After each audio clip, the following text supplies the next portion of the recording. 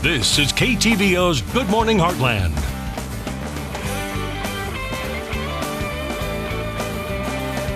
And welcome back. It's a new year, and if one of your New Year's resolutions is to save money any way you can, but you don't know where to start, well, we may have some tips for you. Samantha Croy is sitting down with a financial expert to find out more. Good morning, Samantha.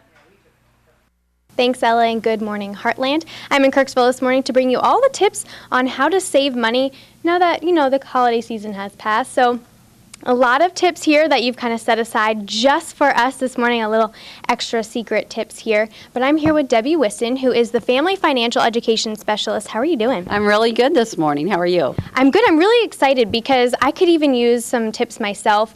And going overboard on the holiday season, it's not unheard of. And people tend to do it a little too often. So what can we start to do to plan for next holiday season?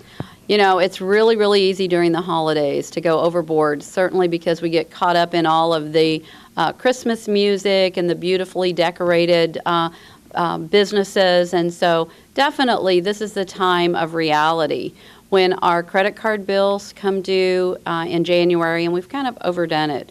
So certainly we want to start thinking about how we can really tighten our belt and during this January, February period, start paying down our debt. If you get those credit cards bills in, make sure that you start paying down the credit card that has the highest interest rate first. And make sure that you are taking care of those things that benefit your family and their health and welfare the most. And now when people come and see you and they're like, I need to go through everything, I need help, what is maybe one thing in particular that's most common that you see as far as, is it the little things or big purchases? Well, it's both. A lot of times people go overboard on the big purchases and they think that they're going to be able to pay them off. We get caught up in those, no interest, or we get caught up definitely in some of the ones that you can pay off in 3 years. If you don't make a payment in those 3 years, then all of that interest accumulates. And so people have difficulty understanding that. Also, the small things add up.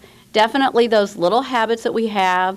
We may put $20 worth of gas in our vehicle, but then we also pick up maybe something to drink, a candy bar, a pack of cigarettes, and over the course of a year, those can be substantial, thousands of dollars. And so we really need to be careful with the small things that add up that can really sabotage our spending plan and really use a lot of our money that can be used more wisely for purchases that will benefit our families. And so then how do you go ahead with breaking it down with them? What kind of techniques or worksheets do you use? We have lots of worksheets. One of the first things I have them do, I give them a little tracker, and they have to write down everything they spend, every penny. And all of us know that we have that $10 in our wallet, and it just goes, we don't know where it goes. And so writing down everything. And then at the end of probably about a 2-week period, we start putting that in categories. Food that we eat at home, food that we eat away from home, transportation, many of those categories.